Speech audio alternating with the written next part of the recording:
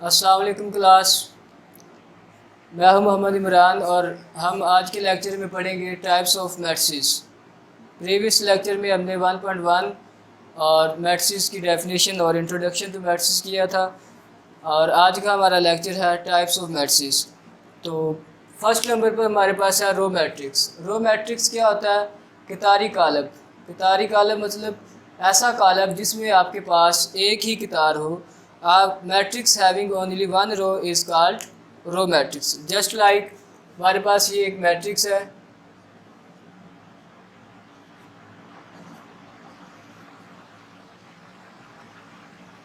इस तरह का मैट्रिक्स जिसमें हमारे पास सिर्फ एक ही रो हो, वो रो मैट्रिक्स कहलाता है। जस्ट लाइक हमारे पास ये एक मैट्रिक्स है। तो हमने पिछले लेक्चर में रोज़ और कॉलम्स को काउंट करना सीखा था। इन मैट्रिसेस में हमारे पास एक ही रो है, सो इसलिए हम इन्हें रो मैट्रिक्स कहते हैं। सेकंड नंबर पर हमारे पास है कॉलम मैट्रिक्स।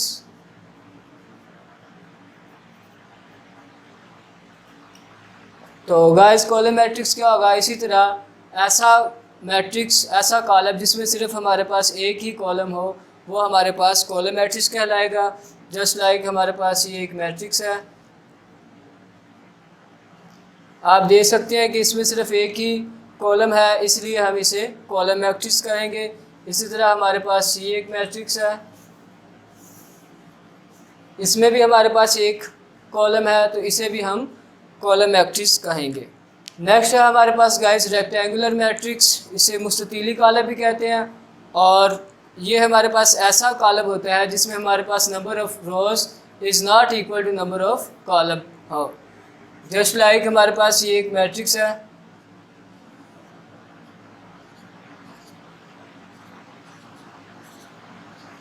गाइस हमारे पास इसमें 2 रोज़ हैं और हमारे पास 3 कॉलम है। तो आप देख सकते हैं number of rows is not equal to number of columns, so हमारे पास ये रेक्टेंगुलर मैट्रिक्स है। A matrix having rows which is not equal to number of columns is called rectangular matrix। तो इसकी अगर आप कोई और एग्जांपल देखनी चाहें तो हमारे पास ये एक ए के नाम से एक और मैट्रिक्स है।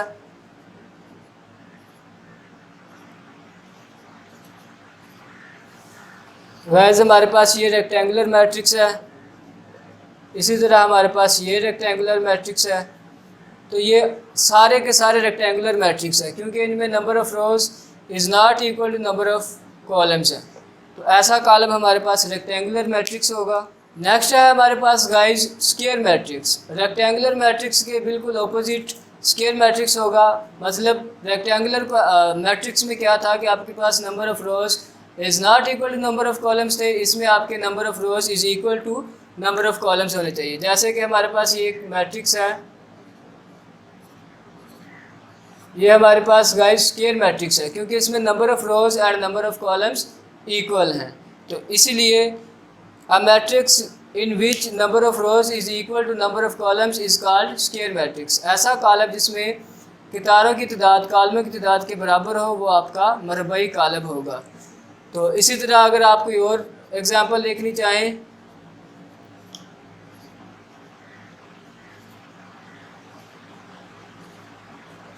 तो गाइस ये हमारे पास एक स्क्वायर मैट्रिक्स है जो ऑर्डर 3/3 का है। नेक्स्ट हमारे पास है गाइस नल और ज़ीरो वेक्टर। तो नल और ज़ीरो वेक्टर नाम से इज़हार है, ऐसा मैट्रिक्स होगा जिसमें हमारे पास तमाम एंट्रीज ज़ीरो होंगी। जस्ट लाइक ये हमारे पास एक ज़ीरो मैट्रिक्स है। ज़ीरो मैट्रिक्स है, इसे एडिटिव आइडेंटिटी भी कहते हैं कॉलमों की एडिशन में। इसी तरह हमारे पास ये एक ज़ीरो मैट्रिक्स है। गाइस ऑर्डर जो भी हो, अगर हमारे पास तमाम एंट्रीज ज़ीरो हो तो वो हमारा ज़ीरो मैट्रिक्स होगा। हमारे पास है transpose of a matrix. Guys transpose क्या आता है? अगर हमारे पास एक मैट्रिक्स है ए,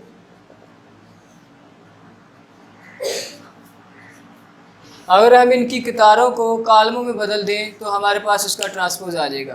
कितारों को कॉलमों में बदल दें या कॉलमों की कितारों में बदलने से हमारे पास जो मैट्रिक्स होता है उसका ट्रांसपोज आ जाता है। इसे डिनोट ऐसे करते हैं, ऊपर टी लगा देते हैं, ऐसे भी। तो ये अब हम डेफिनेशन अप्लाई करेंगे ट्रांसपोज की। तो ये जो कितार है ये कॉलम में आ जाएगी, इसी तरह ये जो कितार है ये भी हम कॉलम में तब्दील कर देंगे। तो गाइस हमारे पास ये ट्रांसपोज आ गया ए का। ए हमारे पास ये मैट्रिक्स था, उसका ट्रांसपोज लिया तो ये आ गया। इसे यूजुअली डिनोट करते हैं, जिस भी मैट्रिक्स का ट्रांसपोज लेना हो उसके ऊपर टी डाल देते हैं। तो ये था हमारे पास transpose of a matrix. Guys ये इंतहाई अहम डेफिनेशन है, ये आपके नेक्स्ट पूरे चैप्टर में बार बार यूज़ होनी है। तो ट्रांसपोज ऑफ मैट्रिक्स क्या था? कितारों को कॉलमों में बदल दें या कॉलमों को कितारों में बदल देने से आपका ट्रांसपोज हासिल होता है। Negative of a matrix, guys इंतहाई अहम डेफिनेशन है कि कोई मैट्रिक्स है आपके पास है, उसका अगर आपने मनफी कॉलम नेगेटिव मैट्रिक्स फाइंड करना है तो आपने कैसे फाइंड करना है?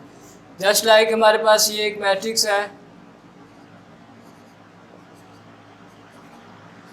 इसका हमने नेगेटिव फाइंड करना है तो हम नेगेटिव से दोनों तरफ मल्टीप्लाई कर देंगे।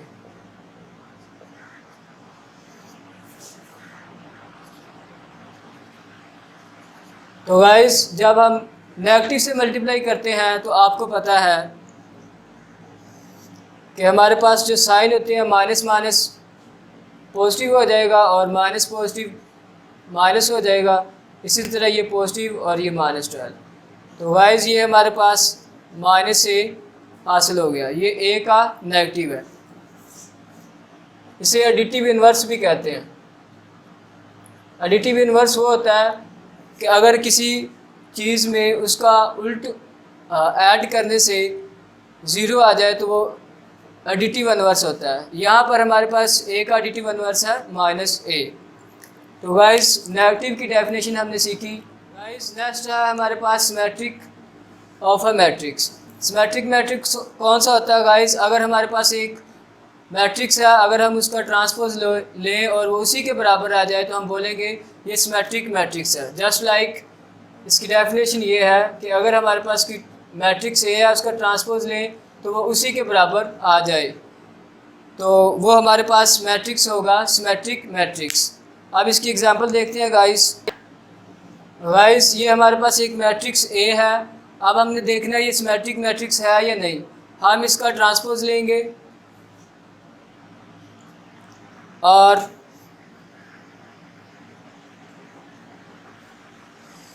इसका ट्रांसपोज देखेंगे क्या आएगा। हम पहली रो को पहले कॉलम में चेंज करेंगे और दूसरी रो को दूसरे कॉलम में चेंज करेंगे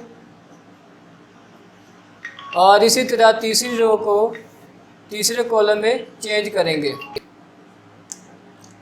और इसी तरह हम तीसरे रो को तीसरे कॉलम में चेंज करेंगे। तो हम देखेंगे गाइस जो हमारा नया आने वाला मैट्रिक्स है वो हमारे पुराने मैट्रिक्स ए के इक्वल आ गया है। तो इसी तरह हम लिख सकते हैं कि ए ट्रांसपोज है ए के। तो जब ऐसी सिचुएशन हो जाएगी गाइस तो हम कहेंगे कि ए एक सिमेट्रिक कॉलम है। सो ए इज़ सिमेट्रिक।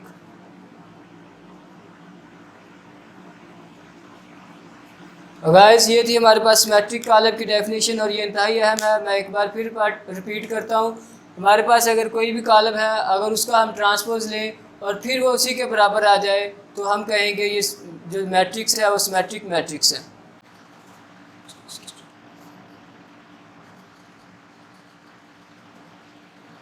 गाइस हमारे पास नेक्स्ट जो डेफिनेशन है वो है स्क्यू सिमेट्रिक मैट्रिक्स की।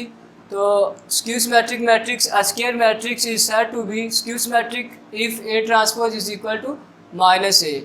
तो इसकी डेफिनेशन ये है कि अगर हम किसी मैट्रिक्स ए का ट्रांसपोज लें और वो उसके नेगेटिव के बराबर आ जाए तो हम उसे कहेंगे कि वो स्क्यू सिमेट्रिक मैट्रिक्स है। एग्जांपल लेते हैं गाइस।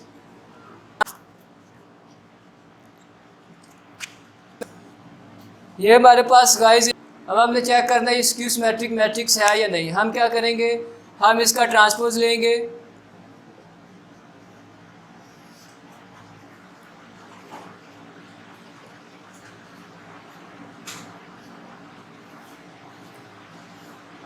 अब ट्रांसपोज की डेफिनेशन अप्लाई करेंगे। पहली रो को पहले कॉलम में चेंज करेंगे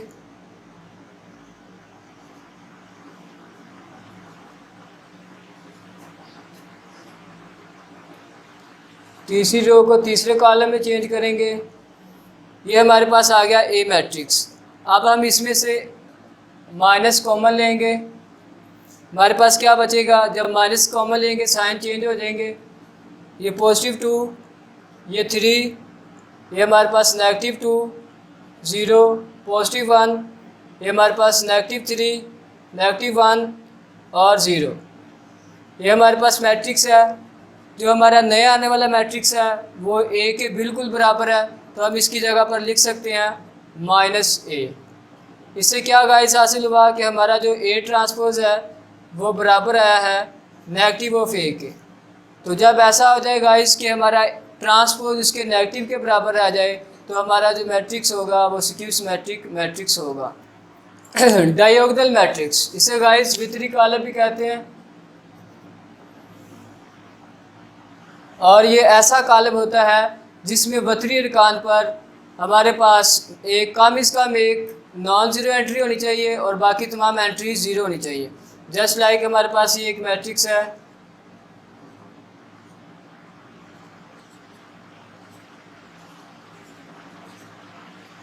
हमारे पास एक मैट्रिक्स ए है। गाइस आपको पता होना चाहिए वतरी अरकान कौन से होते हैं, यानी कि डायगोनल। इस चीज़ को मेन डायगोनल बोलते हैं, उर्दू में इसे वतर बोलते हैं।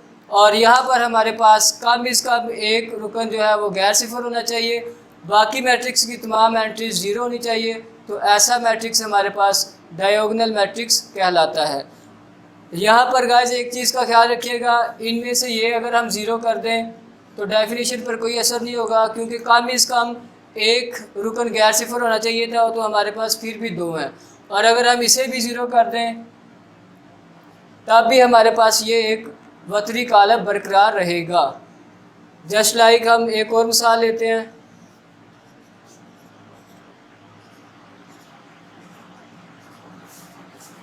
अब देखें गाइस, हमें वतरी अरकान में कम से कम एक रुकन गैर सिफर मिल रहा है और बाकी तमाम अरकान सिफर हैं, तो ये हमारा डायगोनल मैट्रिक्स है, वतरी कॉलम है।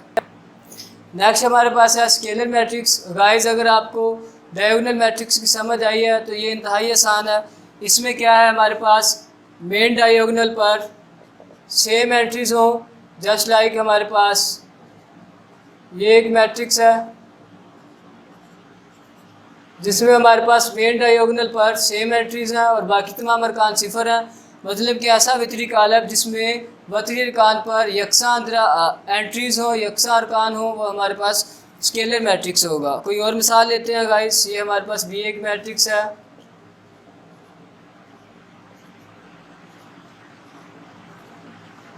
अब देखें गाइस, हमारे पास वतरी अरकान में सेम एंट्रीज हैं और बाकी तमाम अरकान सिफर हैं, तो ये हमारे पास एक स्केलर मैट्रिक्स है। इसी तरह कोई भी मैट्रिक्स जिसमें यहाँ पर हमारे पास आ जाए सेम एंट्रीज, वो हमारा होगा स्केलर मैट्रिक्स।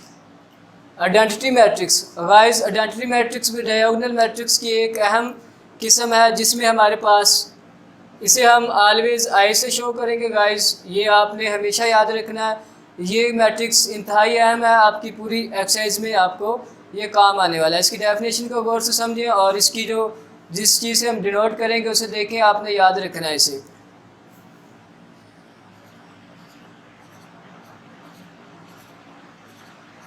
गाइस अगर हमारे पास मेन डायगोनल पर यकसा अरकान हो और वो भी 1 1 1 हो, तो ऐसे मैट्रिक्स को आइडेंटिटी मैट्रिक्स बोलते हैं। ये हमारे पास आइडेंटिटी मैट्रिक्स है 3/3 का। इसी तरह अगर आपने आइडेंटिटी मैट्रिक्स प्रोड्यूस करना हो 2/2 का, आप कैसे प्रोड्यूस करेंगे? मेन डायगोनल पर 1 1 लिखेंगे और 2/2 का लिख देंगे। तो ये हमारे पास गाइस आइडेंटिटी मैट्रिक्स है। आइडेंटिटी मैट्रिक्स की डेफिनेशन क्या है, ये हमारे पास इंतहाई अहम है और ये हमारे चैप्टर में इस्तेमाल होगी। फॉर एग्जांपल ये एक मैट्रिक्स है, अगर हम इसे आइडेंटिटी से मल्टीप्लाई करते हैं तो हमारे पास वही हमारा आंसर आ जाएगा। जस्ट लाइक जैसे हम रियल नंबर में मल्टीप्लिकेटिव आइडेंटिटी हमारे पास 1 होती है, किसी भी रियल नंबर को हम 1 से मल्टीप्लाई करें तो वही रियल नंबर आ जाए, तो हम बोलेंगे कि 1 जो है वो मल्टीप्लिकेटिव आइडेंटिटी है। इसी तरह मैट्रिक्स में हमारे पास ये जो आई मैट्रिक्स होता है ये मल्टीप्लिकेटिव आइडेंटिटी होता है। मतलब क्या है कि हम किसी भी मैट्रिक्स के साथ इसको मल्टीप्लाई करेंगे तो वही मैट्रिक्स हमारा आ जाएगा।